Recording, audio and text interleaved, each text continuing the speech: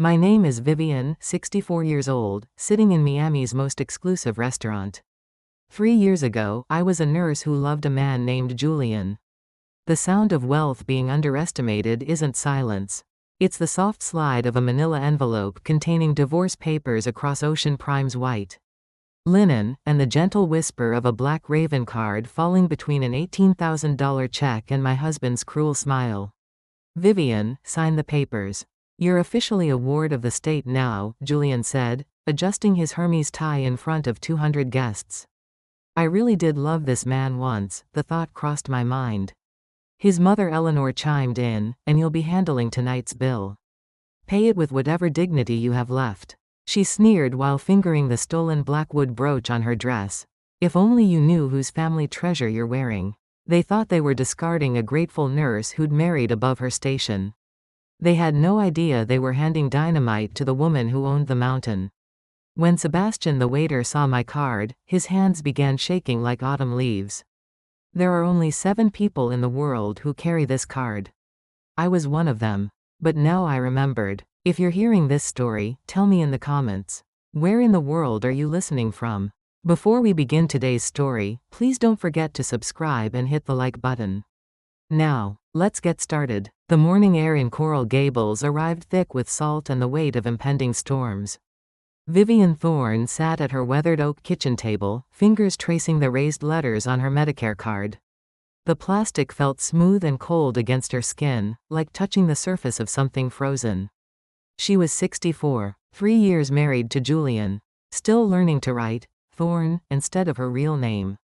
The grandfather clock in the hallway ticked with mechanical persistence. Each second stretched longer than the last, filled with the ambient sounds of a house that felt more like a beautiful prison. The hum of central air conditioning never quite reached the right temperature. The distant splash of the pool filter cycling endlessly. The rustle of royal palm fronds against windows that never opened far enough. Through the kitchen window, Miami's December morning painted itself in watercolors. The sky wore pale blue stretched tight over a city that never slept. Palm trees swayed like dancers moving to unheard music. Their fronds caught light that felt too bright for winter. Christmas was 3 weeks away, but Florida refused to acknowledge seasons. The temperature would climb to 85 by noon. Humidity would wrap around everything like wet silk. Vivian had grown up with London Christmases. Snow on window panes. The smell of chestnuts roasting. Here, Christmas decorations looked like props on the wrong stage. The mail carrier's truck rumbled past with church bell reliability. Every morning at 8:15. Mrs. Rodriguez behind the wheel, gray hair pulled back, radio playing salsa music that drifted through open windows like audible sunshine. She'd delivered mail to this neighborhood for 23 years. Knew every house, every family, every secret that arrived in official envelopes.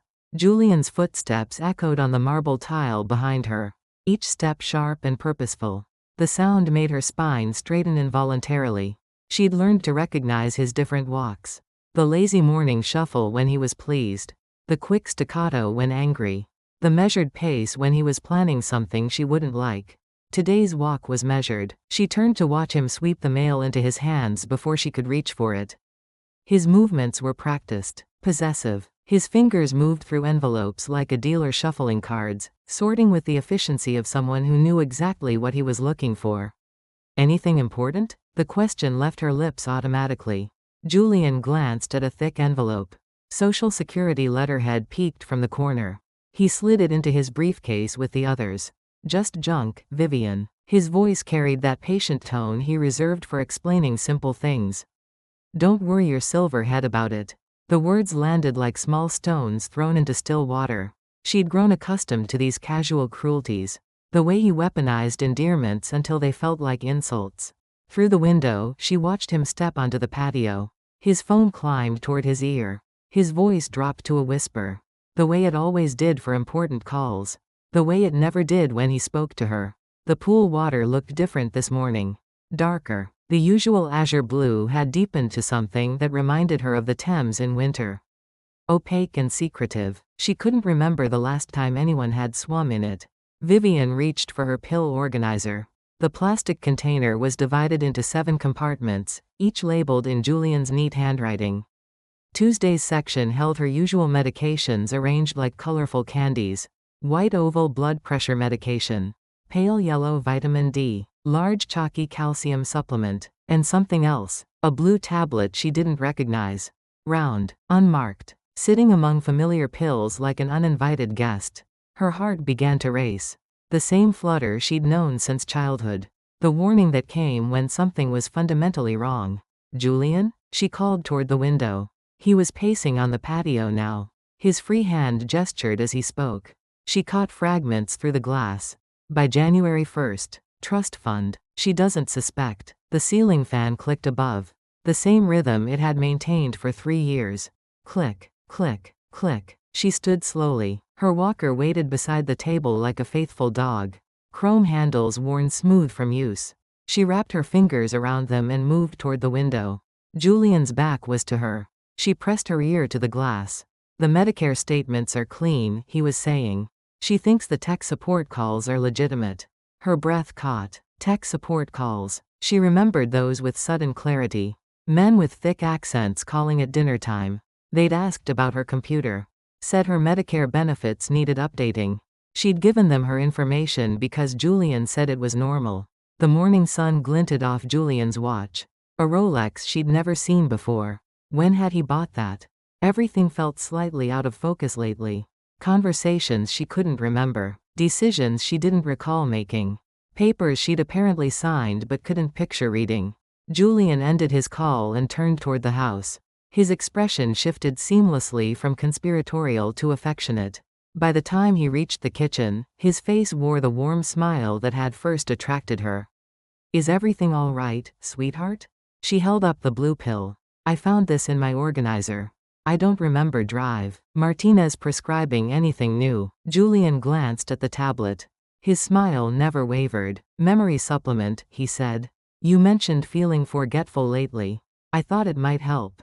Had she mentioned that? She couldn't remember. The mortgage statement came yesterday, she said. I'd like to look at it. Julian paused. His hand rested on the briefcase handle. For just a moment, his face went blank. Then the smile returned. The only thing wrong, Vivian, is your memory. The silence that followed was deeper than any sound. It filled the kitchen like floodwater. In that silence, she heard something that terrified her. The sound of her own doubt taking root. Julian kissed her forehead. His lips felt dry against her skin. I'm late for a meeting with Mother, he said. We'll talk tonight. The front door closed with a soft click. Vivian stood alone, surrounded by the smell of coffee growing cold and questions she was afraid to ask. She looked at the blue pill in her palm. Then at her Medicare card. Then at the empty spot where the mail should have been. Outside, a mockingbird called from the royal palm tree. The same 3 notes repeated. A warning song that sounded almost human. She placed the blue pill back in the organizer. She would take it tonight, like all the others. Because Julian said it would help. But first, she would call Drive. Martinez. The kitchen felt smaller now. The walls closer. The morning sun streamed through windows, but the light felt different. Darker at the edges. She gripped her walker handles and moved toward the phone. The tile was cold beneath her slippers. Each step echoed in the quiet house. The phone felt heavy as she dialed. While it rang, she stared at the blue pill through clear plastic. Such a small thing to carry such large questions. Miami Medical Associates, this is Carmen. This is Vivian Thorne. I need to speak with Dr. Martinez about my medications. Is this an emergency, Mrs. Thorne? She looked around the kitchen. At expensive appliances she barely used. At the pool she never swam in. At the mail she never received. At a life that felt like it belonged to someone else. I'm not sure, she said. And for the first time in months, it felt like the most honest thing she'd said. 1 week later, the mailbox held a surprise Julian had missed. Vivian found the envelope wedged behind a department store catalog, its official blue Medicare letterhead catching the morning light like a flag of surrender. She carried it to the kitchen table with hands that trembled not from age, but from a growing certainty that something fundamental was crumbling beneath her feet. The paper crinkled as she unfolded it with the reverent care of someone opening a treasure map. Medicare explanation of benefits. EOB form. Dr. Martinez had taught her years ago to read these carefully, back When she still had the mental clarity to understand the difference between legitimate charges and theft dressed in medical terminology. The first line stopped her heart completely. Remote tech support services minus $4,200. She read it again, her lips moving silently as if speaking the words aloud might change their meaning. The numbers remained constant, accusatory, impossible to explain. She'd never requested tech support. Had never even owned a computer that would require such expensive assistance. Her eyes moved to the next line with the horrified fascination of someone watching a car accident unfold in slow motion. Medical alert device minus $3,800. The morning coffee turned to acid in her stomach. She'd never ordered a medical alert device. Had never wanted one. Julian had always insisted she was too young and healthy for such things, that they were for much older, more fragile people. The list continued with the methodical precision of a torture device designed to inflict maximum psychological damage. Home health monitoring minus $2,100. Diabetes management system minus $2,900. Advanced wheelchair rental minus $2,200. Cardiac monitoring equipment minus $1,300. Each line struck her like a physical blow. She didn't have diabetes, had never rented a wheelchair. Her heart was strong as a horse, according to Dr. Martinez's last examination. Yet here, printed in the sterile language of medical bureaucracy, was evidence that someone had been living an entirely different version of her life.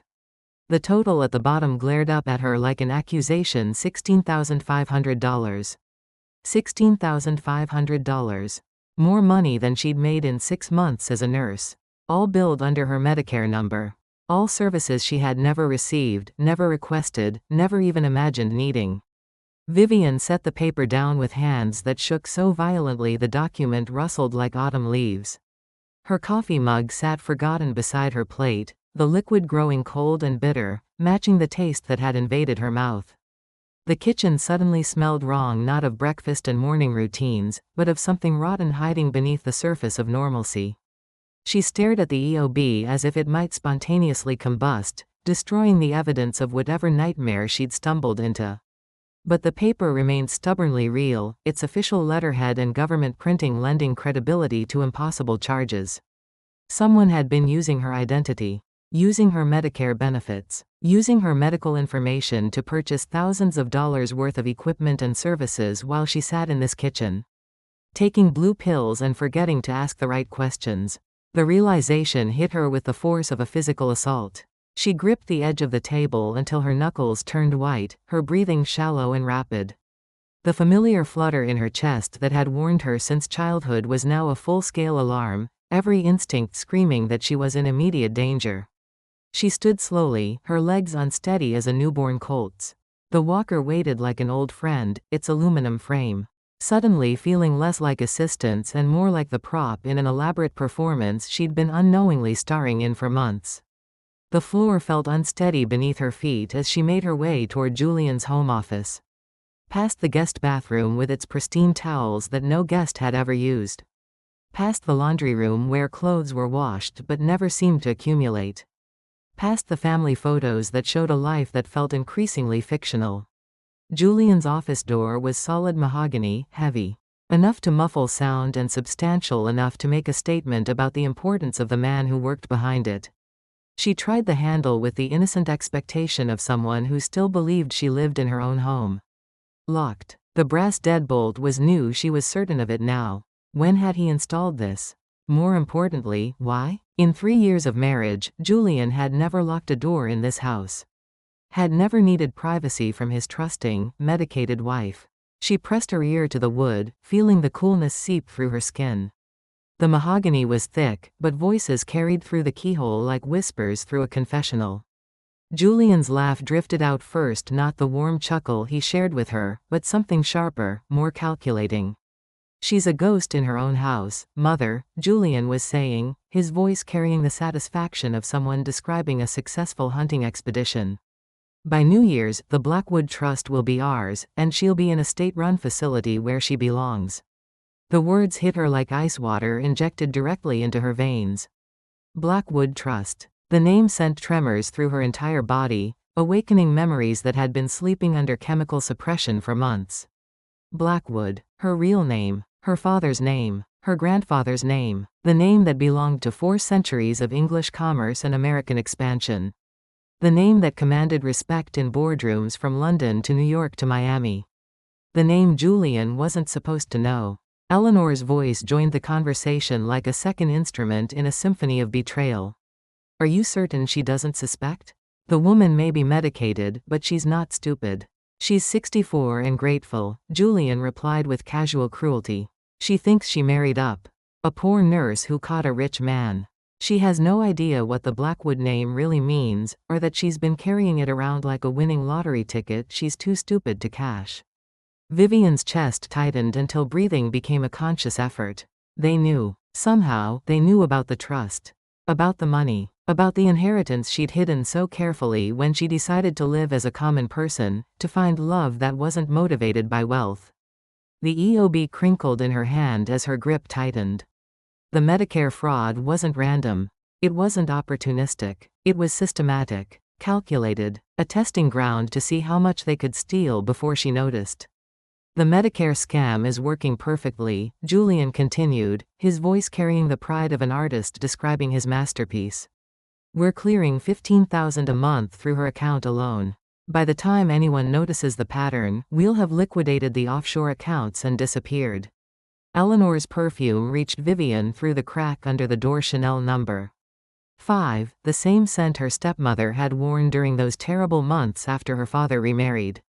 Sweet and cloying and forever associated in her mind with feminine cruelty disguised as sophistication. What about the pill regimen?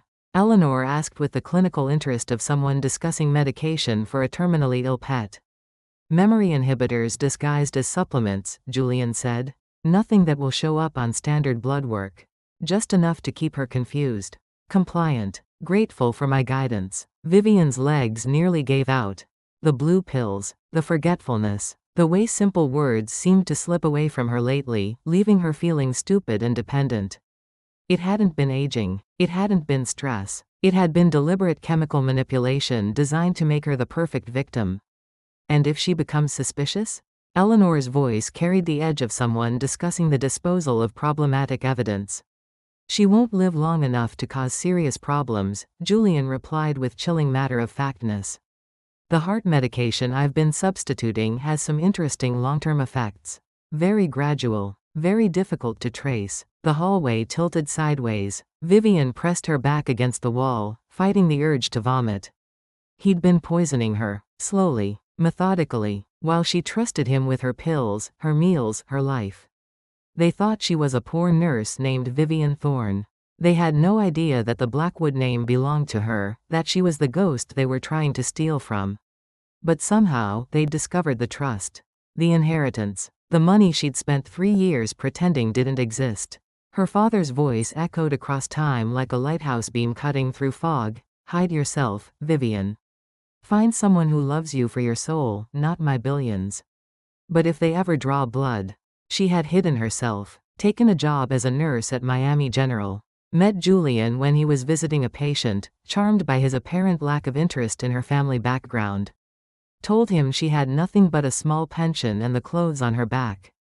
But they knew about the Blackwood Trust. Somehow, they'd discovered what she'd worked so hard to conceal. Vivian backed away from the door with the careful precision of someone retreating from a sleeping predator. Her walker wheels whispered against the hardwood, each movement calculated to avoid the creaks and groans that might announce her presence. She made it back to the kitchen without breathing, her heart hammering so loud she was certain it could be heard through the walls. The EOB lay on the table where she'd left it, its accusations stark against the white linen placemat. Evidence. Proof of theft. Documentation of a plan that had been working for months while she took blue pills and forgot to ask the right questions. She folded the paper with hands that barely functioned, her motor skills compromised by shock and the chemical fog that was finally beginning to lift. The document felt heavier than paper should, weighted with the implications of systematic betrayal. The bedroom was sanctuary, the one space in the house that still felt partially hers. She opened the drawer of her nightstand and withdrew a book she hadn't touched in months, Pride and Prejudice, a first edition her father had given her for her 16th birthday. The book had been hollowed out years ago, its pages carved away to create a hiding place for things too precious to trust to bank vaults or safety deposit boxes. She slipped the EOB inside and closed the drawer, sealing away evidence of theft with the reverence of someone burying the dead. In the mirror above her dresser, a stranger looked back. Pale, thin, fragile. The woman Julian saw when he looked at her. The perfect victim. The grateful widow-to-be who wouldn't ask inconvenient questions about missing mail or unfamiliar pills. But her eyes were still her own. Still her father's eyes. Still Blackwood eyes that had witnessed 4 centuries of commerce and betrayal and survival. She wasn't just a victim in this house. She was prey being systematically weakened for slaughter, her strength sapped with pills and her wealth drained with forged medical claims. The afternoon sun streamed through her bedroom windows, but for the first time in months, Vivian Thorne felt completely cold. The air conditioning had finally reached the perfect temperature, but her bones ached with a chill that came from understanding rather than climate. She sat on the bed and stared at her reflection until the woman in the mirror began to look familiar again. Until the Blackwood eyes remembered what they were capable of seeing. What they were bred to protect. Tonight, she would stop taking the blue pills. Tomorrow, she would start remembering who she really was. And Julian would learn what happened when someone drew blood from a family that had been defending itself since before America existed. The mockingbird outside began its afternoon concert. Borrowing melodies from other birds and weaving them into something that sounded like harmony but was entirely artificial.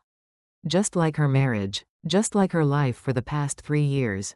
But unlike the mockingbird, she was done borrowing other people's songs.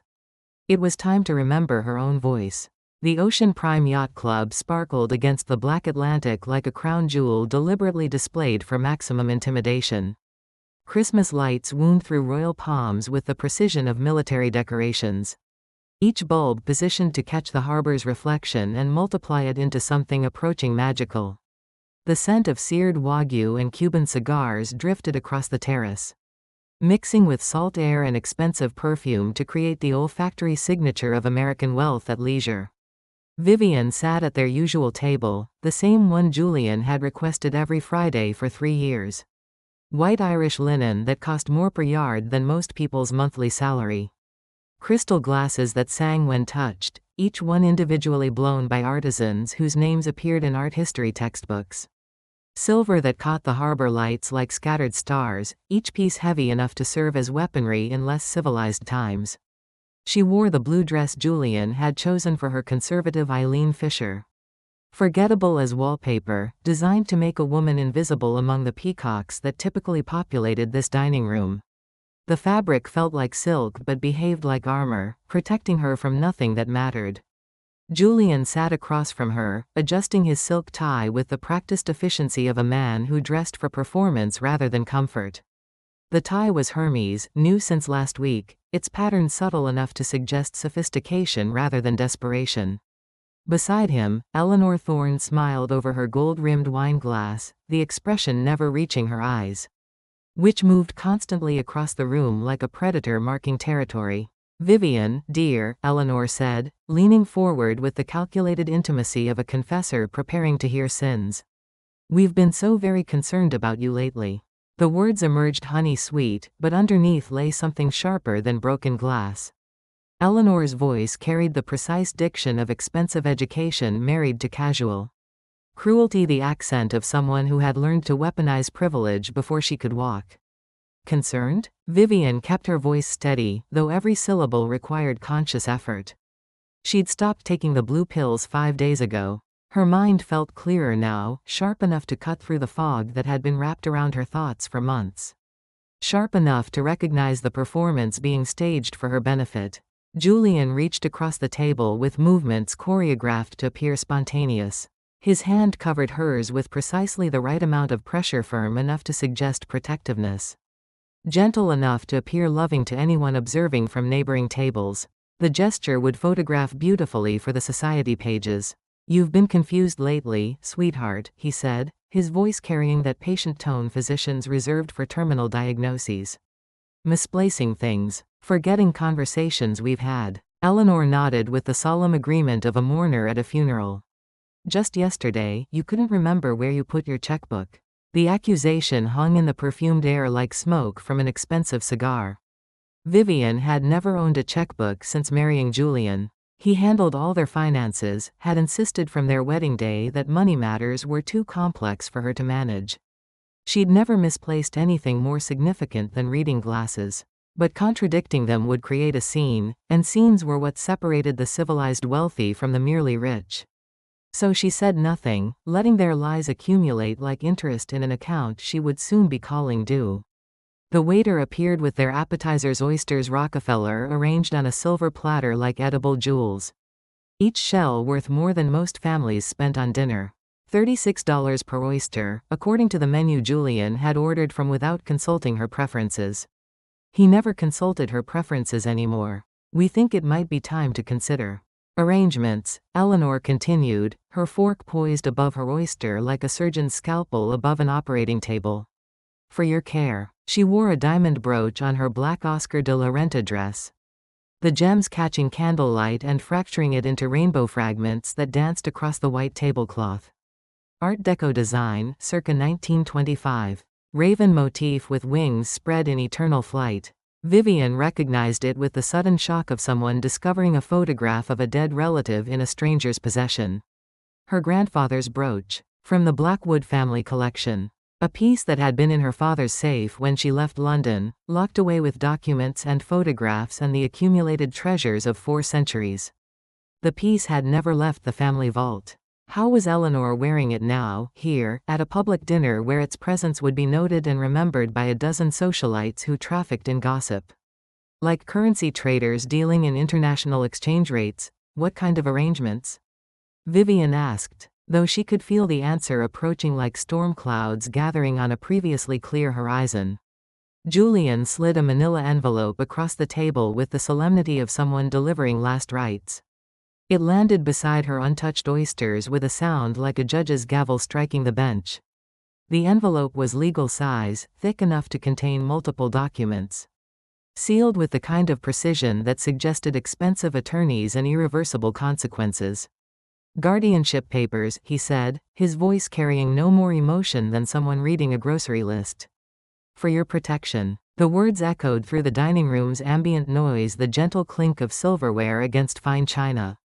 The subdued laughter of people who had never worried about mortgage payments or medical bills, the whispered conversations that shaped Miami's social hierarchy one reputation at a time. Vivian didn't touch the envelope. She focused instead on Eleanor's brooch, on the raven spreading diamond wings across stolen history. Her grandmother had worn that pin to charity galas and board meetings, had clasped it to evening gowns worth more than most people's annual salaries. The woman who had taught her that wealth was responsibility. That privilege demanded purpose, that the Blackwood name meant something more than mere accumulation. And a divorce decree, Eleanor added with the casual cruelty of someone swatting an annoying insect. To simplify the legal proceedings. The second assault landed before Vivian could fully process the first. Around them, couples laughed and clinked glasses and celebrated anniversaries and business deals. And the accumulated successes that made dining at Ocean Prime seem like a birthright rather than a privilege. Everything looked normal, perfect, civilized. You're divorcing me? Vivian's voice emerged barely above a whisper, though it felt like screaming inside her chest. You're a liability, Vivian, Julian said with the matter-of-fact tone of an accountant discussing quarterly losses. We've already transferred the remaining home equity. You're officially a ward of the state as of midnight. The table beside theirs grew quiet as conversation slowed and attention shifted toward their increasingly public drama. Mrs. Pemberton from the country club board, her silver hair perfect as a magazine cover, her eyes bright with the anticipation of scandal. Dr. Harrison, who played golf with Julian every Saturday. His expression carefully neutral but his ears practically rotating toward their table like satellite dishes seeking signal. They were all listening now. Watching. Waiting to see how the broken old woman would respond to her public execution. Vivian felt heat crawl up her neck with the persistence of rising tide. The familiar burn of humiliation, the sensation that had followed her through childhood. When her stepmother had staged similar performances for the entertainment of London society.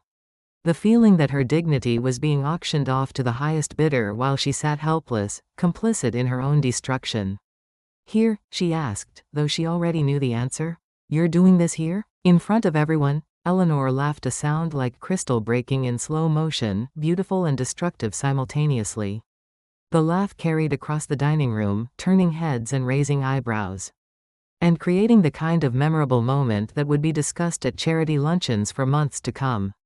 "Where else, darling?" Eleanor's smile widened until it resembled a shark's demonstration of teeth rather than any expression of humor. "We wanted to make sure you understood exactly how little you matter now." The dining room's piano player began. "The way you look tonight," the melody drifting through conversations like perfume through air. The song that had been playing at their wedding 3 years ago. When she'd believed Julian's performance of devotion, when she'd thought she'd finally found someone who loved her for herself rather than her inheritance. Julian stood up with movements calculated to suggest regret rather than triumph. He straightened his jacket, checked his new Rolex, the one that had appeared on his wrist sometime in the past month. Purchased with money stolen from Medicare accounts and offshore trusts.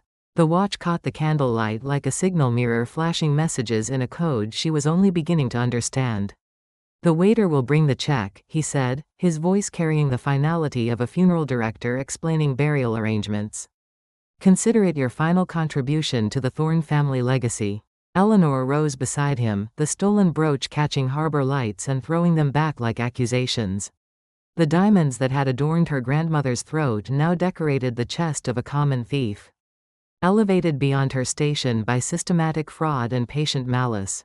"Goodbye, Vivian," Eleanor said, her voice carrying the satisfaction of someone who had just won a contest she'd been rigged to lose. "Do try not to make this more difficult than necessary." They walked away together through the dining room's expensive atmosphere, mother and son, partners in perfect crime. Their footsteps muffled by Persian rugs worth more than most people's cars. Conversations resumed around them with the practiced ease of people accustomed to witnessing the fall of their social inferiors. Vivian sat alone at the massive table, surrounded by the detritus of wealth and the remnants of a marriage that had never been real. The waiter appeared beside her chair like a specter materializing from expensive air. His face carefully neutral in the way service professionals learned to manage when witnessing private disasters in public spaces. "The check, ma'am," he said, presenting a leather folder with the solemnity of someone delivering a death certificate. She opened it with hands that barely functioned, her motor skills compromised by shock and the systematic betrayal of every assumption she'd built her new life upon. $18,000. For the private gala, for the humiliation, for the final act of their 3-year performance. The number stared up at her like an accusation printed in elegant script. More money than she'd earned in 6 months as a nurse. More than most families spent on vacation, more than reasonable people paid for a single evening's entertainment. Her purse held exactly $42 in carefully folded bills and a debit card connected to an account Julian had emptied systematically over months of careful theft. She was 64 years old, abandoned at Miami's most exclusive restaurant, with no apparent means of paying for the privilege of her own public execution. The dining room felt enormous around her, every eye turned toward the table where the broken old woman sat contemplating bankruptcy. Mrs. Chen from the tennis committee whispered urgently to her husband, their voices carrying the excitement of people witnessing authentic scandal. Mr. Rodriguez from the Harbor Commission shook his head with the practiced sympathy of someone grateful that tragedy had visited someone else's table. Everyone was waiting, watching, expecting her to crumble completely, to call someone for rescue, to beg for mercy that wouldn't come. Instead, she looked at Eleanor's empty chair, at the space where the diamond brooch had caught light and thrown it back like scattered stars. Her family's brooch. Her grandfather's raven. The symbol of a house that Julian thought belonged to someone else, someone who wouldn't fight back, someone who could be stolen from with impunity. For 3 years, she'd hidden herself so completely that even she had forgotten who she was. She'd played the role of grateful nurse so convincingly that she'd almost believed her own performance. But now, sitting in this chair with $18,000 worth of debt and $42 to her name. She remembered something her father had told her in his study overlooking Hyde Park, in what felt like another lifetime. If they ever draw blood, Vivian, show them why we are the Blackwoods. Blood had definitely been drawn. Her dignity, her trust, her carefully constructed life as a normal person who wanted nothing more than to be loved for herself rather than her inheritance. She reached into her purse with the deliberate calm of someone who had just remembered the location of buried treasure. Past the useless wallet with its pathetic contents. Past the debit card that Julian had rendered worthless through systematic theft. Into the hidden lining her father had sewn years ago, when he'd suspected that someday she might need to prove who she really was. Her fingers found cold metal. Heavy, substantial, familiar as her own heartbeat. The Black Raven card. She pulled it out slowly, the movement deliberate as a magician revealing the final trick in an elaborate performance. Matte black titanium that seemed to absorb light rather than reflect it. No numbers, no raised letters, nothing that resembled the credit cards carried by ordinary mortals. Just the raised outline of a raven with wings spread in eternal flight. The same raven that decorated Eleanor's stolen brooch. The same bird that had adorned the Blackwood family crest for 400 years of English commerce and American expansion. Vivian looked up at the waiter with eyes that had suddenly remembered what they were capable of seeing. Sebastian. She'd learned his name over 3 years of Friday dinners, had watched him serve Miami's elite with the professional grace of someone who understood that discretion was more valuable than diamonds in establishments like this. Sebastian, she said, her voice different now. Stronger. The voice of someone who owned the land the yacht club sat on, who could buy and sell every person in this dining room without touching the principle of her inheritance. Yes, ma'am? His voice carried the same professional courtesy it always had, but his posture had changed. Something in her tone had triggered recognition, the way animals sensed predators before their minds could process the threat. She held up the Black Raven card, the movement casual as someone displaying a business card at a networking event.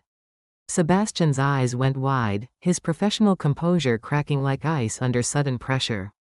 His face went pale as he recognized something that existed in legends whispered among service professionals throughout Miami. There were only 7 people in the world who carried this card. 7 individuals whose wealth transcended normal understanding, whose families had shaped American commerce before most of the dining room's occupants had ancestors on this continent. Sebastian bowed so low his forehead nearly touched the white tablecloth, his body responding to genetic memory that predated democracy.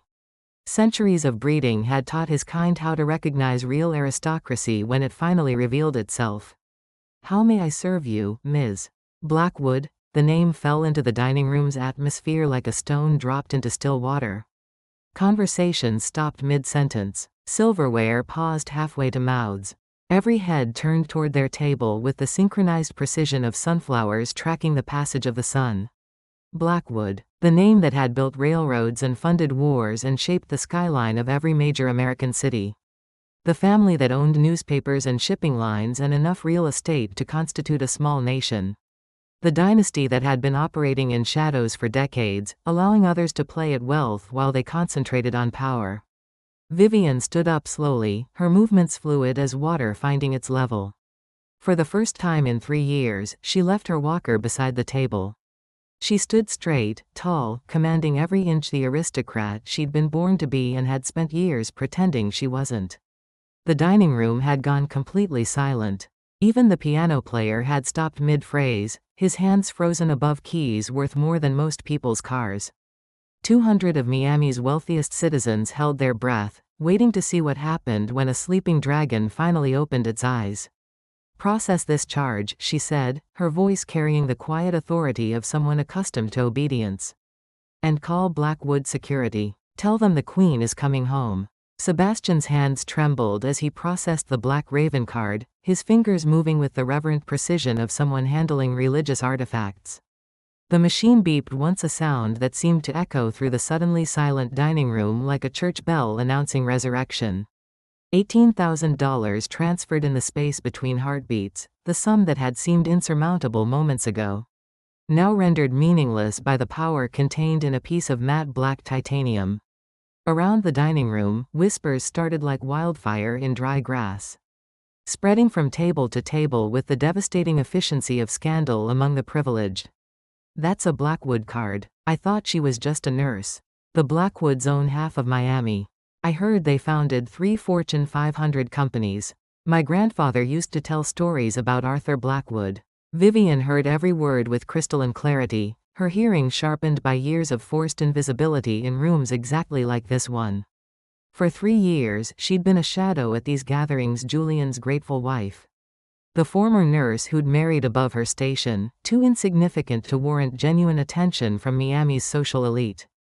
Now she commanded every breath in the room, every eye fixed on her with the intensity of astronomers discovering a new star.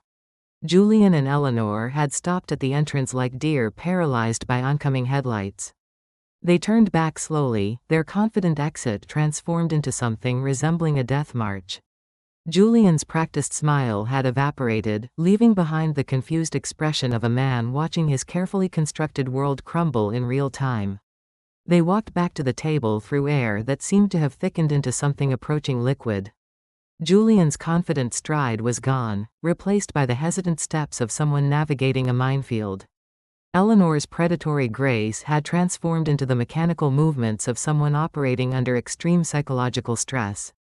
Vivian? Julian's voice cracked on her name like ice breaking under sudden pressure. Where did you get that card? The question hung in the perfumed air between them, loaded with implications that reached far beyond simple curiosity.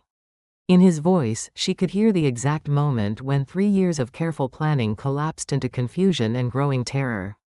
She didn't answer immediately. Instead, she pulled out her phone, not the simple device Julian had given her, designed for an elderly woman who couldn't be trusted with complicated technology. This was her real phone, titanium case engraved with the Blackwood Raven, encrypted beyond the reach of ordinary surveillance. Containing contact lists that could reshape American commerce with a few strategic calls. She dialed a number she hadn't used in 3 years, her fingers moving across the keypad with muscle memory that transcended conscious thought. Blackwood Security, a voice answered before the first ring finished, the response time suggesting they'd been waiting for this call longer than she'd been avoiding making it. "This is Vivian," she said, her voice carrying the quiet authority of someone accustomed to immediate obedience. Authentication code Raven 77 Alpha. Confirmed. "Welcome home, Ms. Blackwood. How may we assist you?" Eleanor went white as expensive paper, her carefully applied makeup suddenly standing out like war paint on a corpse. She gripped Julian's arm with enough force to leave fingerprints through his Armani jacket. Her manicured nails digging into expensive fabric like talons seeking purchase on a cliff edge. "I need a full asset freeze on all accounts connected to Julian Thorne and Eleanor Thorne," Vivian continued, her voice carrying across the silent dining room. With the clarity of someone delivering a judicial sentence. "I need their mortgage called in by 9 a.m. tomorrow. I need federal fraud investigators to examine all Medicare claims filed under my married name. And I need you to buy the Thorne family estate. I want them in the street by noon." The words fell like hammer blows on an anvil. Each instruction delivered with the precision of someone who had spent a lifetime learning how power actually worked when exercised without sentimentality or restraint. "Immediately, Ms. Blackwood. Shall we coordinate with local law enforcement?" "Yes. And notify the FBI Fraud Division.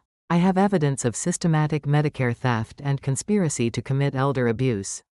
She ended the call with a decisive tap, the sound sharp enough to make Julian flinch. The dining room remained frozen in tableau, 200 of Miami's wealthiest citizens holding their collective breath, while they witnessed the kind of power that rarely revealed itself in public spaces. Julian's mouth opened and closed like a fish drowning in air too thin to support life. His face had gone through several shades of pale before settling on something approaching green. The color of someone who had just realized their executioner was already sharpening the blade. You're Vivian Blackwood," he whispered, the name emerging like a prayer spoken by someone who had just discovered they'd been committing blasphemy for years. "I was always Vivian Blackwood," she said, her voice carrying the patient tone of someone explaining simple concepts to a particularly slow child. "I just forgot for a while. You helped me forget." The accusation hung between them like a blade balanced on its edge. Around the dining room, conversations had stopped completely. Even the kitchen staff had emerged from behind swinging doors to witness something that would be discussed in Miami for decades. Eleanor stepped forward with the desperate aggression of someone making a final assault on an impregnable position. Her face was a mask of rage barely contained by the social requirements of public spaces. And inherited breeding that insisted on maintaining appearances even during personal apocalypse. "You lied to us," she hissed, her voice carrying the outrage of someone who had discovered their victims were capable of fighting back. "You pretended to be poor." "I pretended to be normal," Vivian corrected, her tone suggesting she was discussing weather rather than the systematic destruction of everything they'd worked to achieve. "I wanted someone to love me for myself, not my father's money." Apparently, that was too much to ask from professional thieves.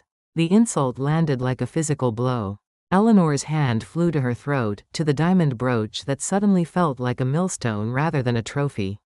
The stolen raven pin that had seemed like evidence of successful theft now revealed itself as the signature left by amateurs at the scene of their crime. "We would have treated you differently if we'd known," Eleanor said, her voice carrying the desperate tone of someone trying to negotiate after surrender was already inevitable.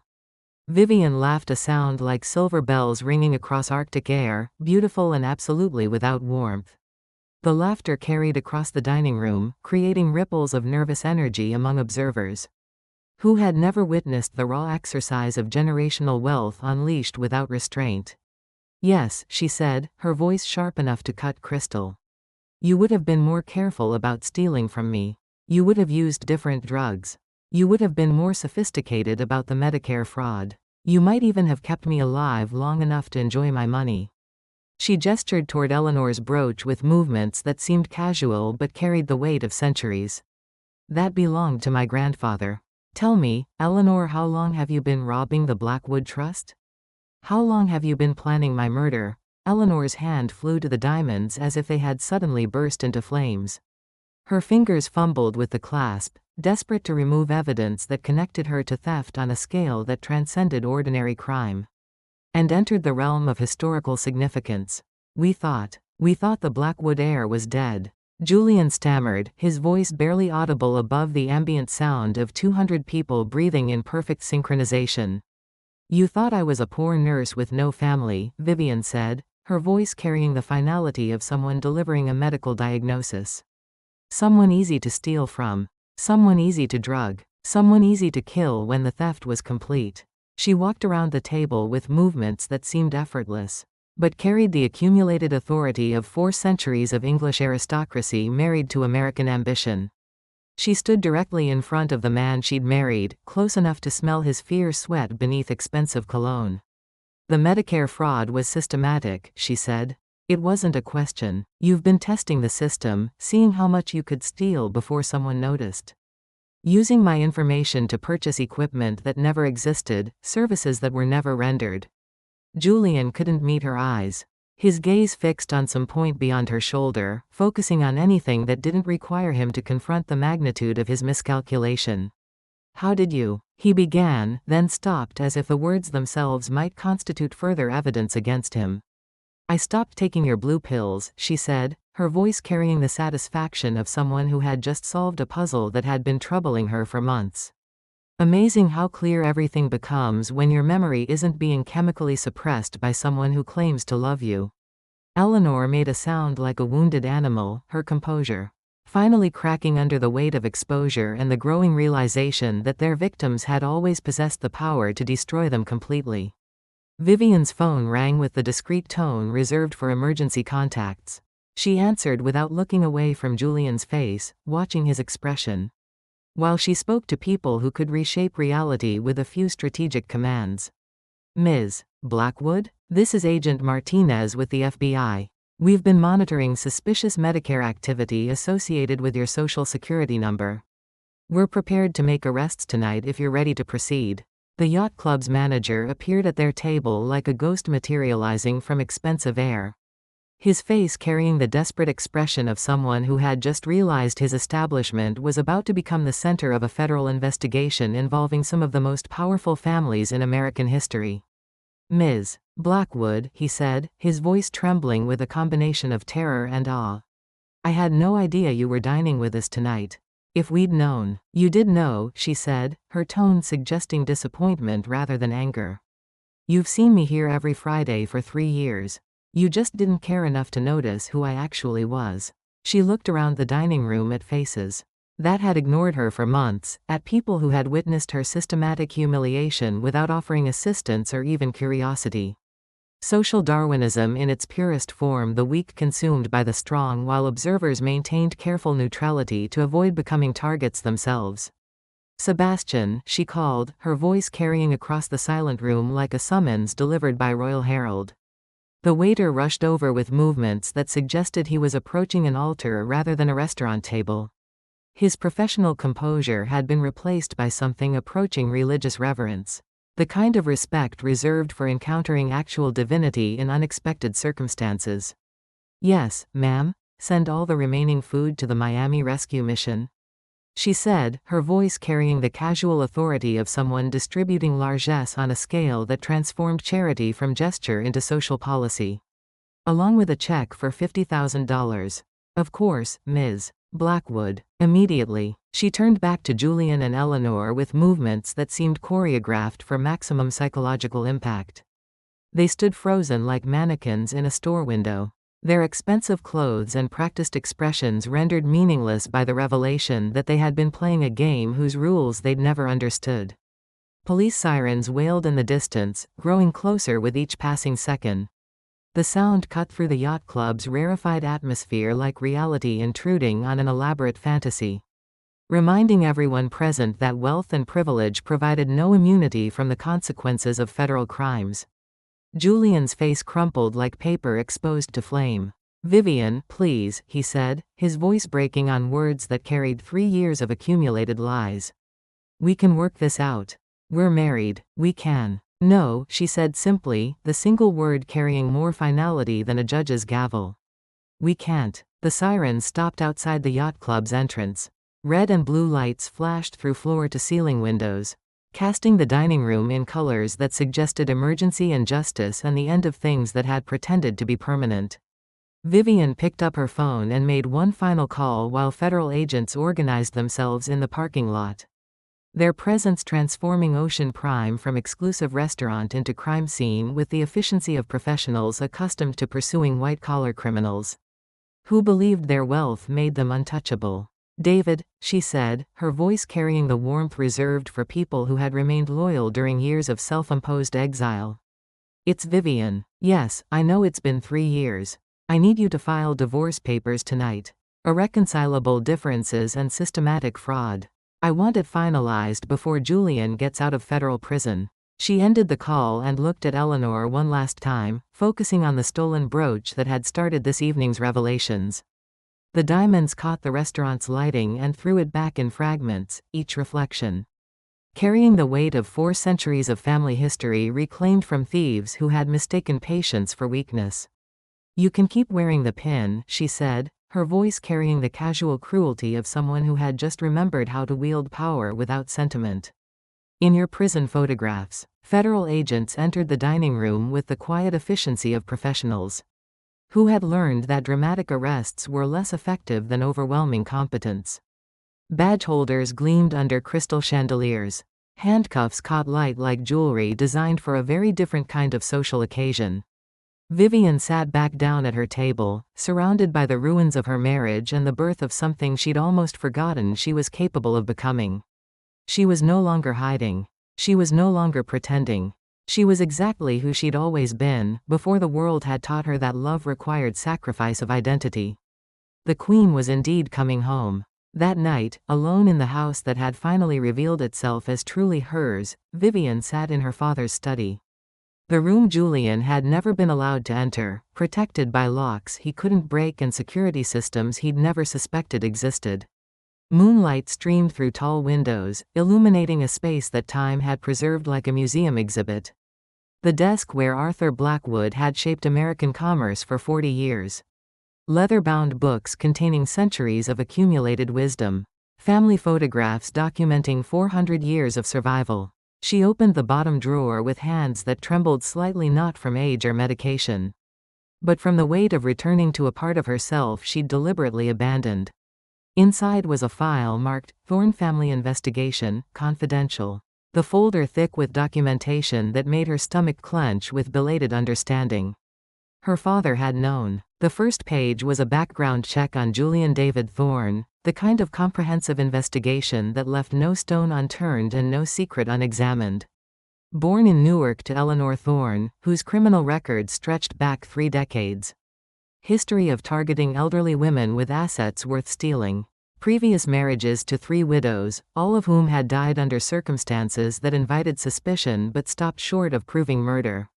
The second page detailed Eleanor Thorne's criminal history with the clinical precision of a medical examiner's report.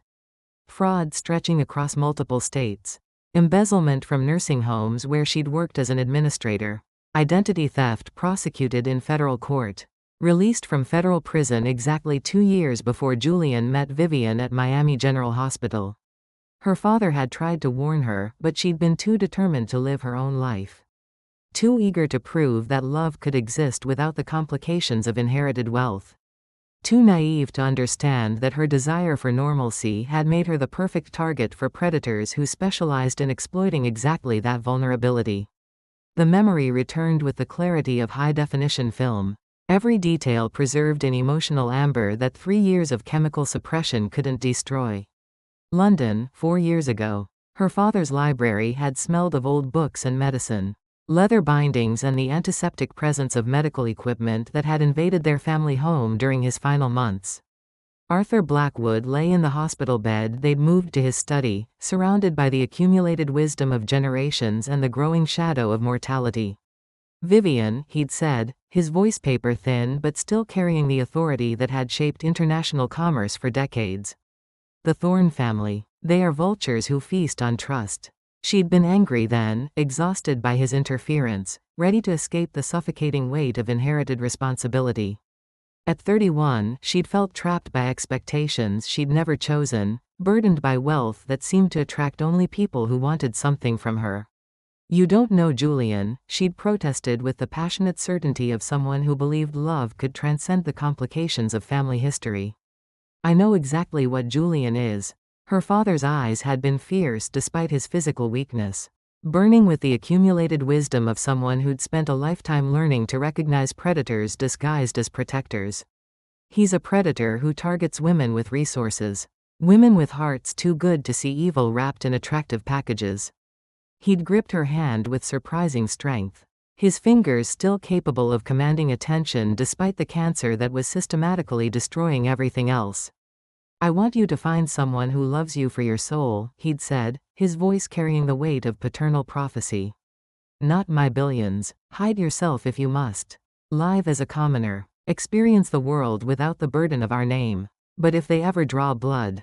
He'd reached under his pillow with movements that suggested he'd been preparing for this conversation for months. The Black Raven card emerged like a secret weapon revealed at the crucial moment, its matte black surface seeming to absorb the library's warm lighting.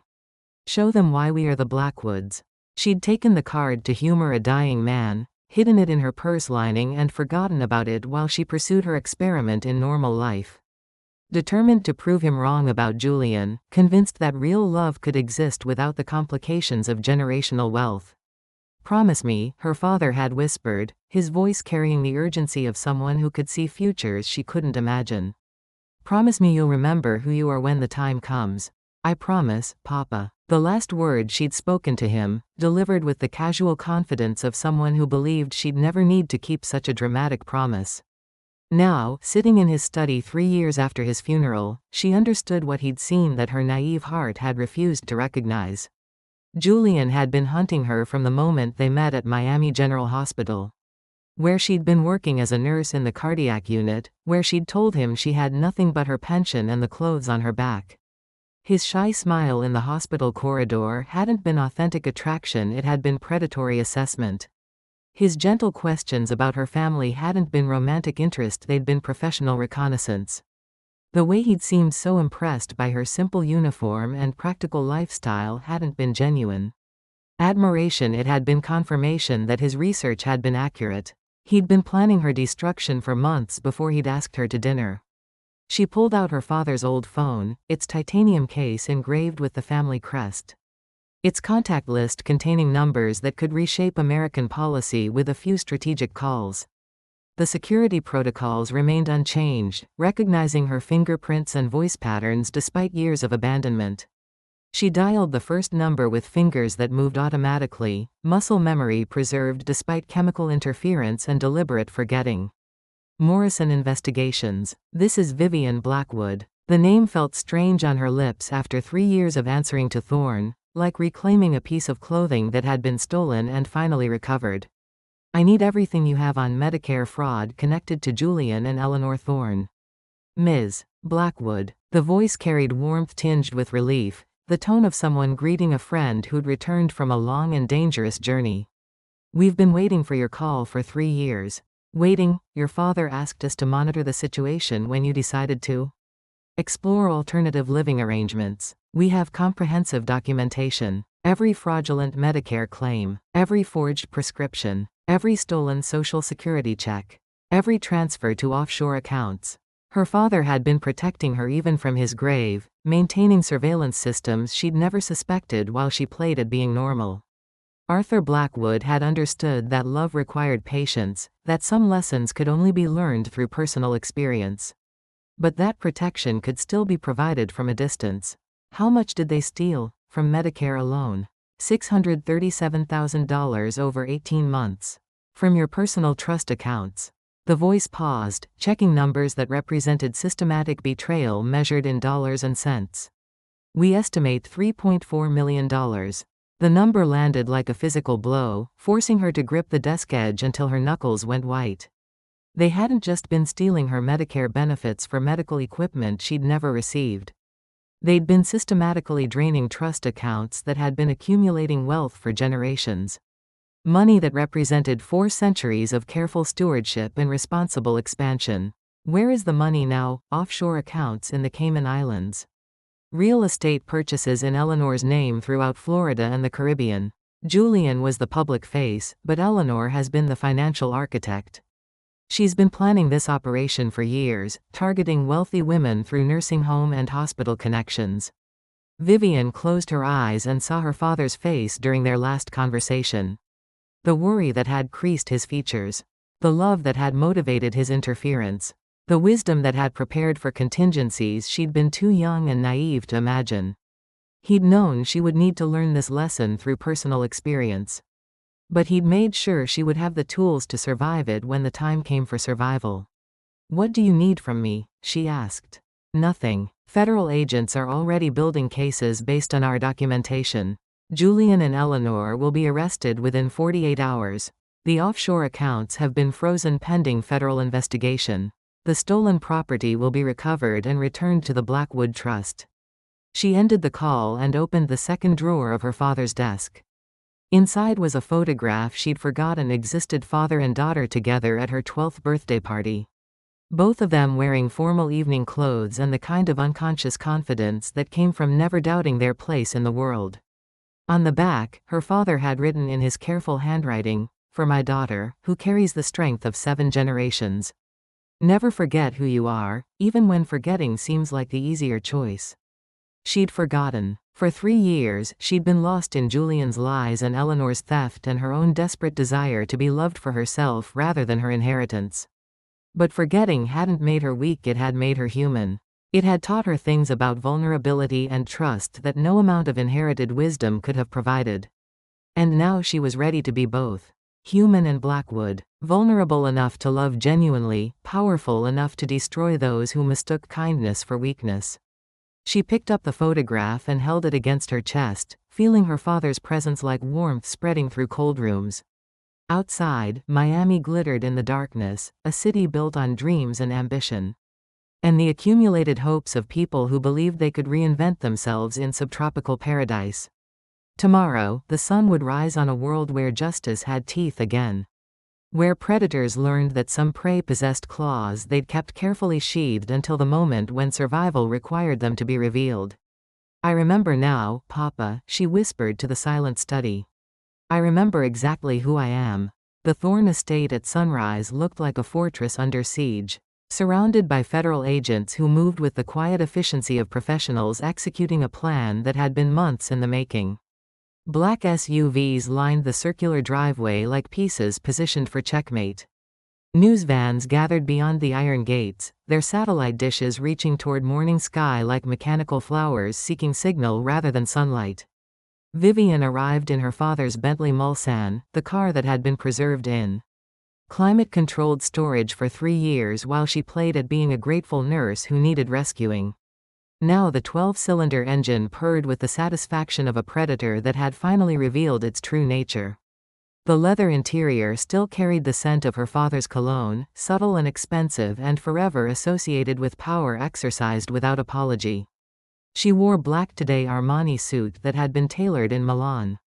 Fabric that moved like liquid obsidian across skin that had remembered what confidence felt like. Her grandmother's pearls caught morning light and threw it back in perfect spheres, each bead worth more than most people's annual salary.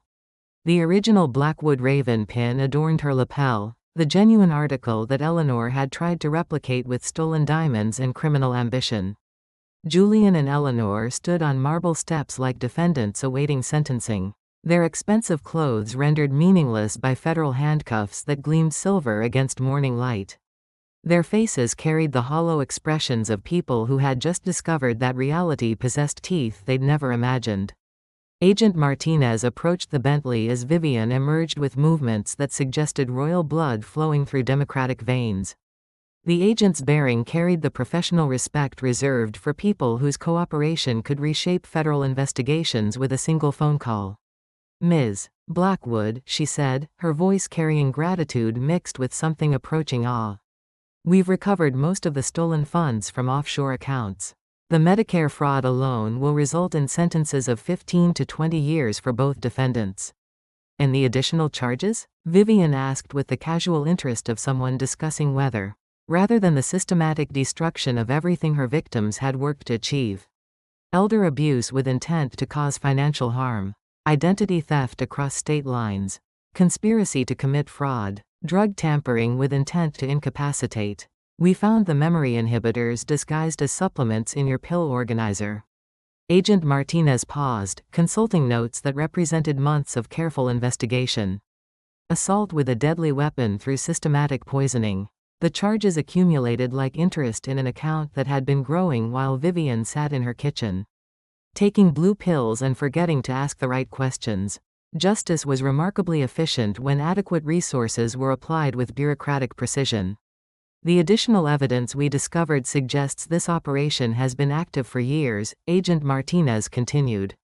"Eleanor Thorne has been targeting wealthy women through nursing home and hospital connections throughout Florida and Georgia. Julian was her primary operator, but she provided strategic planning and financial management." Vivian nodded with movements that suggested satisfaction rather than surprise.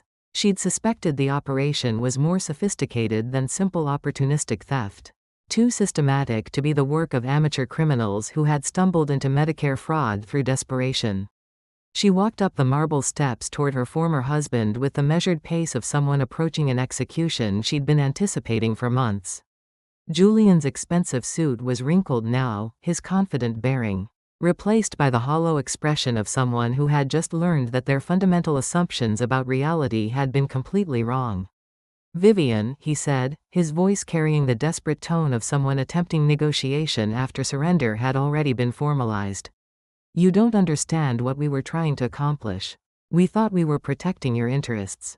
She stopped directly in front of him, close enough to smell his fierce sweat beneath cologne that cost more than most people's monthly rent. His face carried the gray pallor of someone who had just realized that their victim possessed the power to destroy them completely. "Protecting my interests?" she repeated, her voice carrying the patient tone of someone explaining simple concepts to particularly slow children. "By drugging me into compliance? By stealing my Medicare benefits? By planning to have me declared incompetent and institutionalized?" Eleanor stepped forward with the aggressive desperation of someone making a final assault on an impregnable position. Her face was a mask of rage barely contained by social breeding that insisted on maintaining appearances even during personal apocalypse. "We never would have harmed you if you'd been honest about your financial resources." she said, her voice carrying the outrage of someone who believed their victims had somehow cheated by concealing assets worth stealing. Vivian looked at Eleanor with the clinical interest of someone examining an insect pinned to display board. The woman who had worn stolen jewelry to public dinners, who had discussed murder with the casual tone of someone planning vacation activities. Who had specialized in targeting elderly women when they were most vulnerable to manipulation and theft. You would have been more careful, Vivian said, her voice carrying the certainty of someone who had spent months analyzing the psychology of predators who mistook kindness for weakness. More sophisticated. You might have kept me alive long enough to enjoy my money before arranging my convenient death. She pulled out her phone with movements that seemed casual but carried the weight of accumulated authority. The device was encrypted beyond the reach of ordinary surveillance. Its contact list containing numbers that could reshape American commerce with strategic applications of inherited wealth. Miami Herald? This is Vivian Blackwood. I have a story for your front page that will run nationally by noon. Julian's eyes went wide with the horrified realization that his humiliation would be documented for public consumption. That his reputation would be destroyed with the same systematic precision that had characterized his theft. No, Vivian, please. Think about what you're doing to our reputation. I am thinking, she said, her voice carrying the satisfaction of someone who had finally remembered how to exercise power without sentimentality.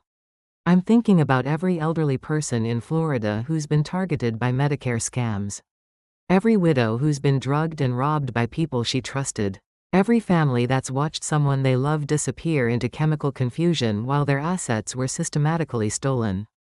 She turned to Agent Martinez with movements that suggested choreography rather than spontaneous gesture. Have you contacted the families of Julian's previous wives? All 3 cases are being reopened for homicide investigation. Toxicology testing is being conducted on exhumed remains. We expect murder charges to be filed within the week. Eleanor made a sound like a wounded animal. Her composure finally cracking under the weight of evidence that connected her to crimes spanning multiple states and several years. Julian's legs gave out completely, only the handcuffs, preventing him from collapsing onto marble steps that suddenly seemed designed to accommodate his fall from grace. A news van pulled through the estate gates, followed by others that carried the logos of major networks and national publications. Camera crews emerged with equipment designed to broadcast federal arrests to audiences who still believed that wealth provided immunity from legal consequences. Ms. Blackwood, a reporter called, her voice carrying the excitement of someone who had just recognized the magnitude of the story unfolding in front of her camera. Can you comment on the Medicare fraud arrests? Vivian turned to face the cameras, with movements that suggested someone returning to a stage where she'd always belonged. Behind her, Julian and Eleanor represented the ruins of a criminal enterprise that had believed it could prey on vulnerability without consequence. Elder abuse is not a crime against one person, she said, her voice carrying clearly across morning air that had suddenly become charged with the electricity of justice being served in public view. It's a crime against all of us. Against the idea that we can trust the people we love. Against the hope that vulnerability doesn't have to mean victimhood. The cameras captured every word, broadcasting to audiences who would discuss her statement at dinner tables and office break rooms throughout the country. Her face would appear on television screens in homes where families gathered to watch elderly parents and grandparents, reminding them that protection required vigilance and that justice was possible when adequate resources were applied with sufficient determination. Today, we prove that predators who target the elderly will face consequences that match the magnitude of their crimes, she continued, her voice carrying the authority of someone who had just remembered what inherited power was designed to accomplish. The Blackwood family has established a permanent fund for Medicare fraud investigation and victim support. $10 million immediately, with additional funding as needed. The number landed like a stone dropped into still water, creating ripples of shock that spread through the assembled crowd. $10 million represented more money than most people could conceptualize, enough to reshape federal investigation priorities and provide real protection for vulnerable populations throughout the Southeast. If you're caring for an elderly family member, watch for warning signs. she said, looking directly into cameras that would carry her words to millions of homes where similar conversations would begin that evening. Unexplained memory problems, missing mail, new medications they can't identify, isolation from friends and family. These are not natural parts of aging, they're often symptoms of systematic abuse. She glanced back as Julian's police car pulled away from the estate. Its sirens announcing to the neighborhood that consequences had finally arrived for people who had believed their wealth made them immune to justice. Through the window, she could see him crying, with the desperation of someone who had just realized that his victims possessed the power to destroy him completely. She felt nothing, no satisfaction, no revenge, just the quiet peace of a balance sheet that had finally been reconciled after years of systematic theft. The real victory is prevention, she said, her voice carrying the weight of someone who had learned lessons about vulnerability and power that textbooks couldn't teach. The real victory is ensuring that what happened to me doesn't happen to someone else's grandmother, someone else's father, someone else's family. Her driver held the Bentley door open as she prepared to leave the scene of Julian's arrest and the public destruction of everything he'd worked to steal. She slid into leather that smelled of her father's cologne and inherited wisdom that had protected her even when she'd been too naive to protect herself. One more thing, she called through the window, her voice carrying clearly enough to reach cameras that were still recording. My name is Vivian Blackwood. Not Vivian Thorne. I was never Vivian Thorne. I was just visiting that identity for a while, learning what it meant to trust people who weren't worthy of trust. The Bentley pulled away from the estate with the quiet efficiency of automotive engineering. Designed for people who understood that real power was exercised without unnecessary drama. In the rearview mirror, she watched the house shrink to insignificance, the place where she'd been humiliated and drugged and stolen from. But never the place that had been home. Home was wherever she decided to build it next. And she had all the resources necessary to build it exactly right. Protected by wisdom earned through experience and power inherited through generations of survival. 6 months later, the federal courthouse in Miami had become the stage for a trial that commanded international attention. The kind of case that legal scholars would reference for decades. Where systematic elder abuse met generational wealth in a confrontation that would reshape how America protected its most vulnerable citizens. Vivian sat in the gallery wearing navy blue Chanel, the fabric conservative enough to suggest respectability while expensive enough to remind everyone present that she possessed resources beyond ordinary comprehension. Her presence in the courtroom was both symbolic and practical. The victim who had survived, the witness whose testimony would determine whether justice possessed teeth capable of deterring future predators. Julian looked diminished in his orange jumpsuit, prison. Having stripped away the polish that had once made him attractive to lonely women with assets worth stealing. His face carried the gray pallor of someone who had spent months contemplating the magnitude of his miscalculation. The way overconfidence had led him to target someone capable of destroying him completely. Eleanor sat beside him at the defense table, her silver hair unwashed, and her skin carrying the sallow tone of someone who had been eating institutional food while contemplating life sentences. The diamond brooch was long gone evidence sealed in a federal vault. Along with photographs documenting 4 centuries of Blackwood family history that she'd thought she could steal with impunity. The prosecution calls Vivian Blackwood to the stand. She stood slowly, not from physical limitation but because the moment deserved weight and gravity and the full attention of everyone in the courtroom.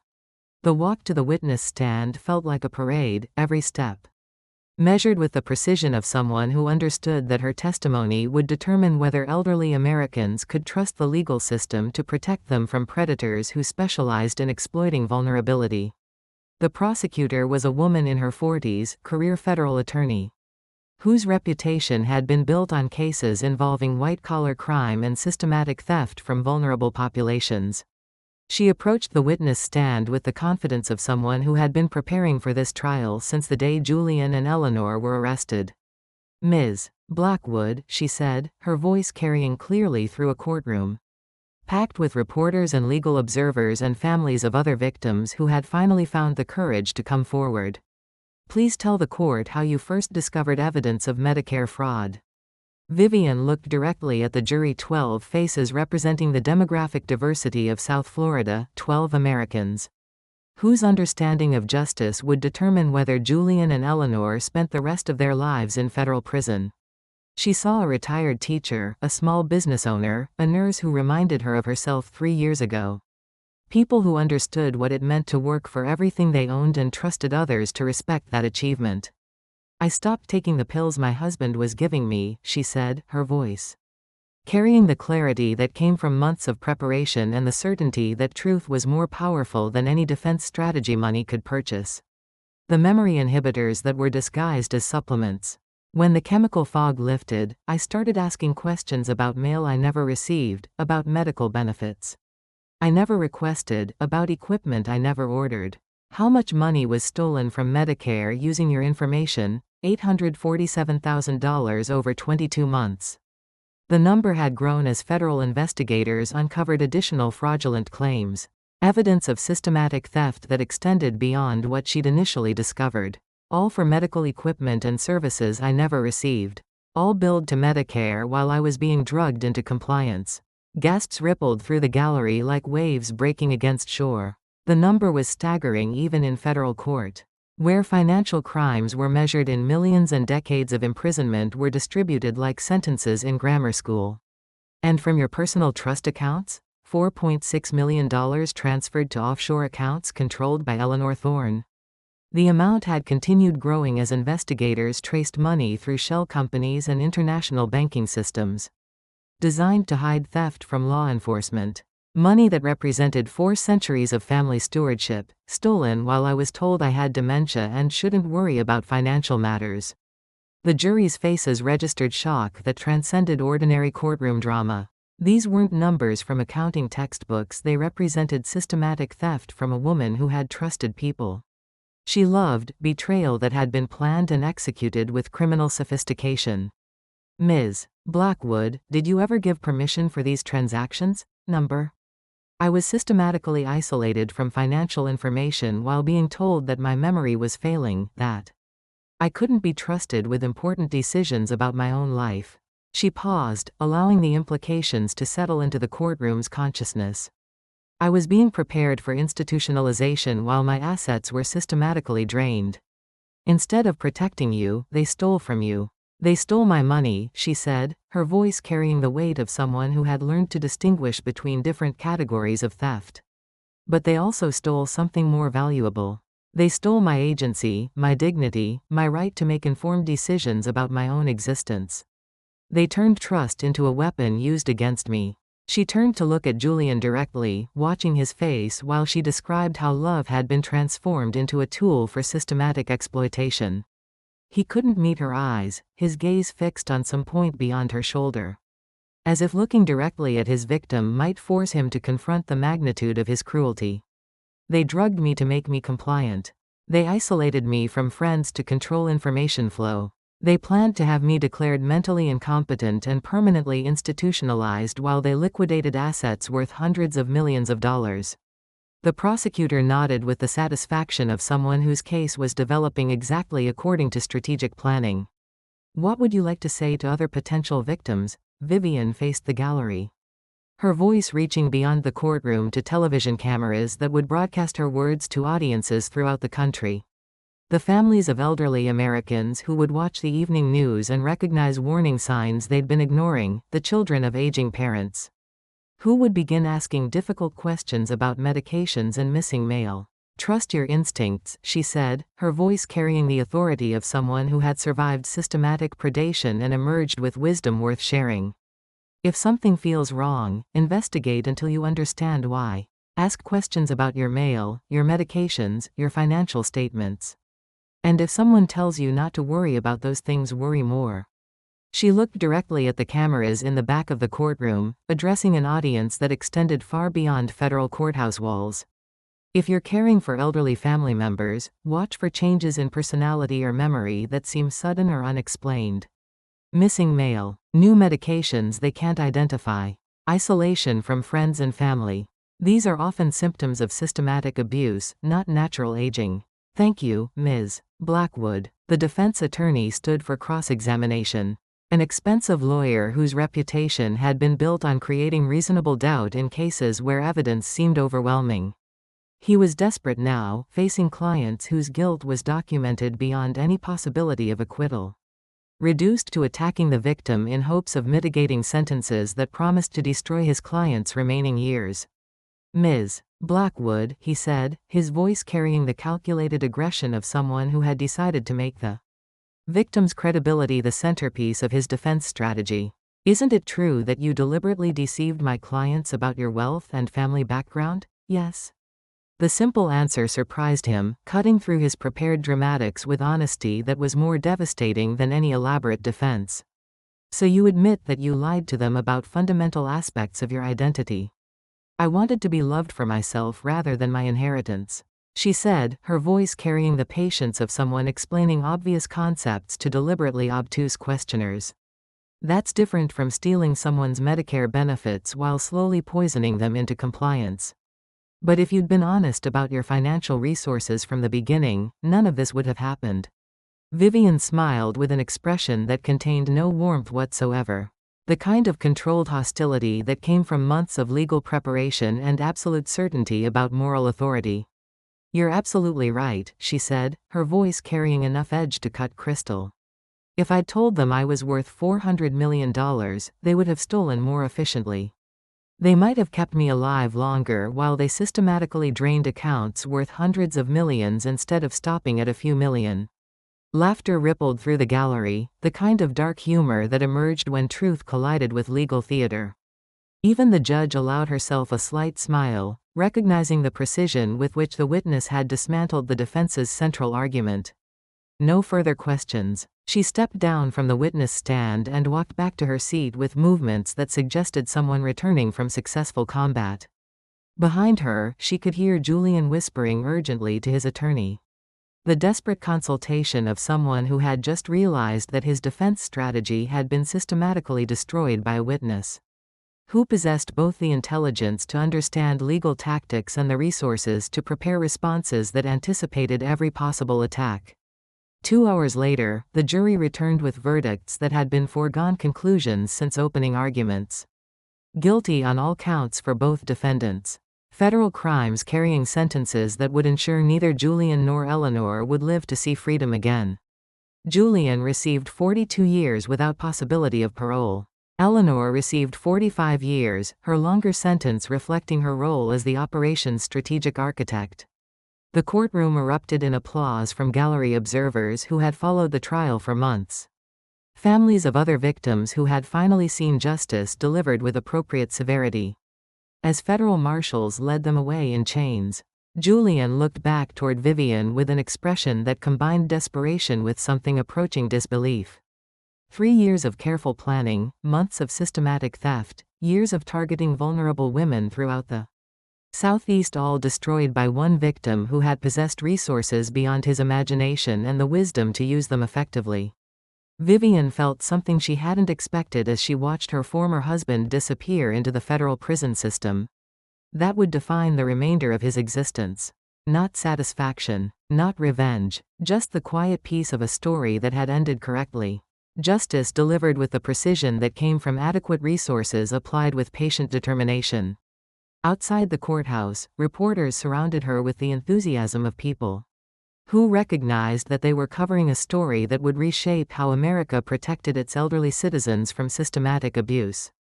"Ms. Blackwood, how do you feel about the verdicts?" Justice was served with appropriate severity, she said, her voice carrying the satisfaction of someone who had learned that the legal system could function correctly when adequate resources were applied with strategic precision.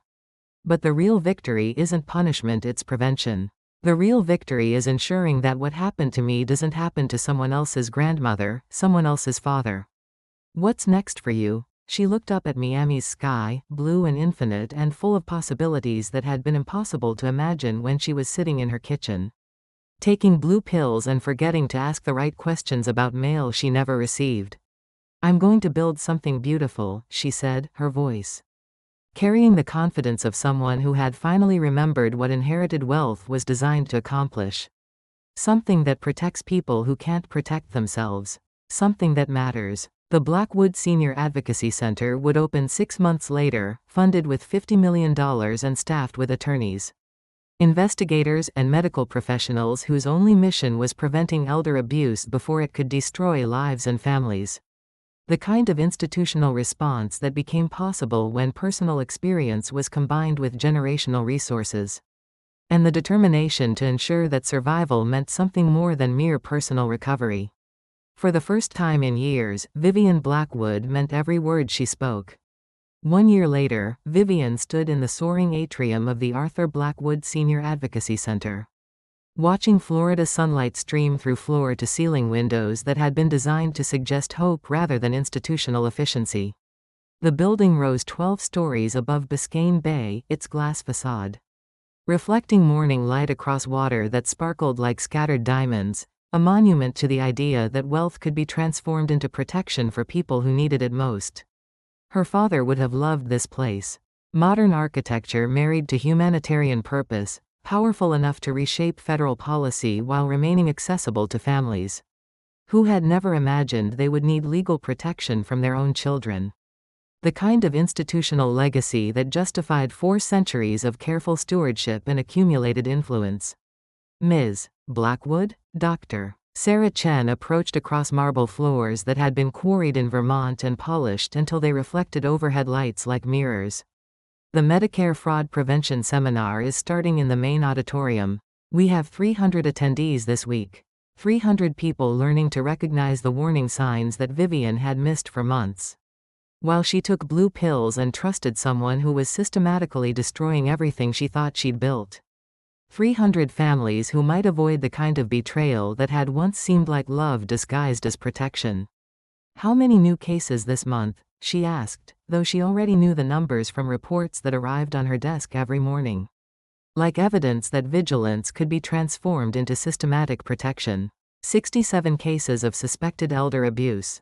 But we caught them early through our monitoring systems. Nobody lost their homes. Nobody was hospitalized with mystery illnesses. Nobody disappeared into chemical confusion while their assets were stolen. The center operated like a fortress constructed around vulnerability.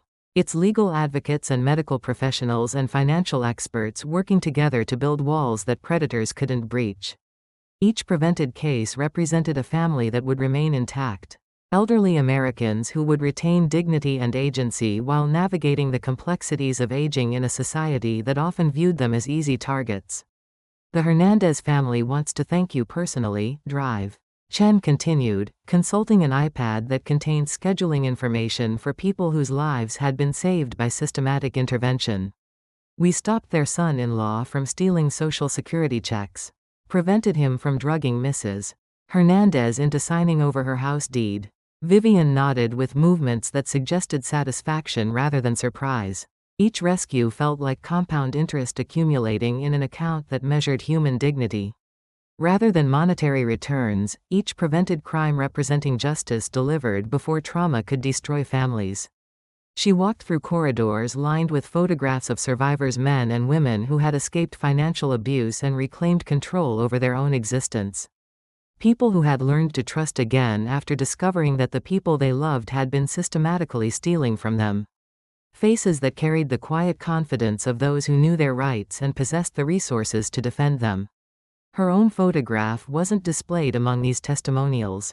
She didn't need to be memorialized as a survivor, she needed to be useful as someone who could prevent others from requiring survival.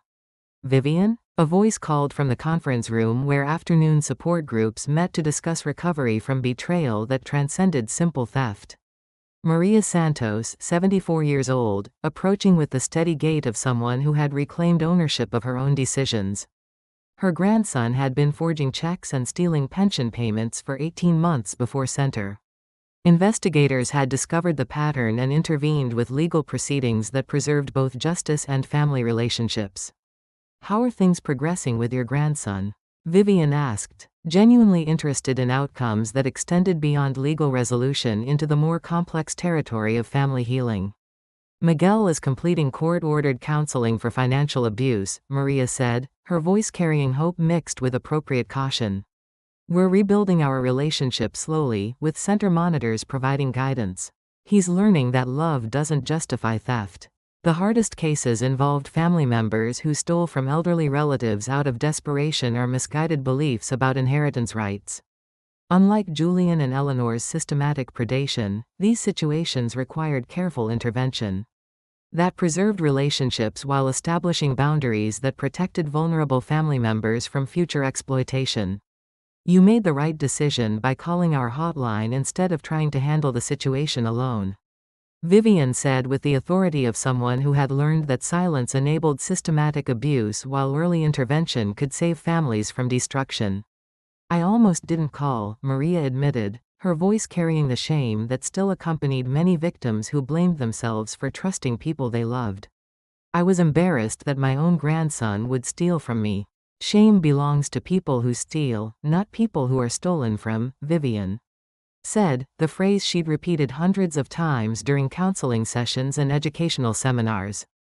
You protected yourself and probably saved Miguel from escalating to more serious crimes. Maria smiled and continued toward the seminar room with movements that suggested someone who had learned to walk with confidence restored. Vivian watched her disappear into afternoon educational programming. Another success story in a growing database of families that had been protected through early intervention and systematic monitoring. The late afternoon sun was casting long shadows across Biscayne Bay when Vivian returned to her corner office on the building's top floor. Floor-to-ceiling windows provided panoramic views of Miami's skyline, the city, where she had been systematically victimized and then learned to transform personal experience into institutional protection for others. On her desk sat the same 7-compartment pill organizer that Julian had used to control her medication intake for months. But this one contained only vitamins and supplements she had chosen herself, calcium for bones that were strong enough to support the weight of responsibility. Omega-3 fatty acids for mental clarity that could pierce through deception, vitamin D for Florida sunshine. She could finally feel again without the chemical fog that had once made everything seem slightly unreal. No memory inhibitors, no mysterious blue pills, nothing designed to make her forget who she was or compromise her ability to ask inconvenient questions about her own life. She opened Tuesday's compartment and took her evening vitamins, the simple act representing autonomy reclaimed and agency restored. Then she picked up her encrypted phone and dialed a number that connected her to investigation teams, whose only mission was protecting elderly Americans from predators who specialized in exploiting trust. Morrison Investigations, this is Detective Williams. This is Vivian. Status update on the Rodriguez case in Tampa. We found the offshore accounts where her daughter was hiding stolen pension funds. Federal agents are coordinating arrests with local police. Mrs. Rodriguez will have legal representation and counseling support starting tomorrow. Another family saved through systematic monitoring and immediate intervention. Another predator stopped before systematic theft could destroy decades of careful savings. Another victory in a war that would continue indefinitely but could be won one case at a time. She ended the call and looked out her office window at Miami sparkling in evening light, cars moving like fireflies along coastal highways, families returning to homes where elderly parents might be wondering about missing mail or unfamiliar medications or financial statements that didn't match their memories. Somewhere in that city, an elderly woman was confused about new charges on her Medicare statement. Somewhere, a widower was taking pills he didn't recognize because someone he trusted had told him they would help. Somewhere, someone was being systematically isolated and drugged and stolen from by people who claimed to love them. Tomorrow, the center's hotlines would receive calls from people who had recognized warning signs through educational programming. Tomorrow, investigators would begin cases that could save families from destruction. Tomorrow, justice would continue to grow teeth sharp enough to deter predators who believed vulnerability was something they could exploit without consequences. She opened her desk drawer and withdrew a framed photograph that had survived 3 years of deliberate forgetting her father at 40, strong and confident, holding a 5-year-old girl with serious eyes and determination written across features that would someday learn to recognize betrayal disguised as love. We built something permanent, Papa, she whispered to glass that reflected office lighting like captured starlight. Something that will protect people long after we're gone. Outside her window, the evening star appeared above the Atlantic Ocean, bright and steady and eternal as the promise that vulnerability didn't have to mean victimhood. That trust didn't require the surrender of wisdom, that love could exist without the sacrifice of agency. The Arthur Blackwood Senior Advocacy Center would operate indefinitely. Funded by endowments that could survive market fluctuations and political changes, staffed by people who understood that protection required vigilance. And that justice was something that had to be actively maintained rather than passively hoped for. At 74, she finally understood what her inheritance was actually designed to accomplish. Not comfort, not status, not the accumulation of assets for their own sake. But the systematic protection of people who couldn't protect themselves from predators who had learned to weaponize trust against the people who offered it.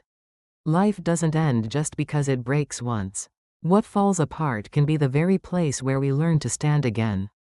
Stronger than we were before, wise enough to help others avoid the mistakes we made when we were learning that love requires boundaries and trust demands verification.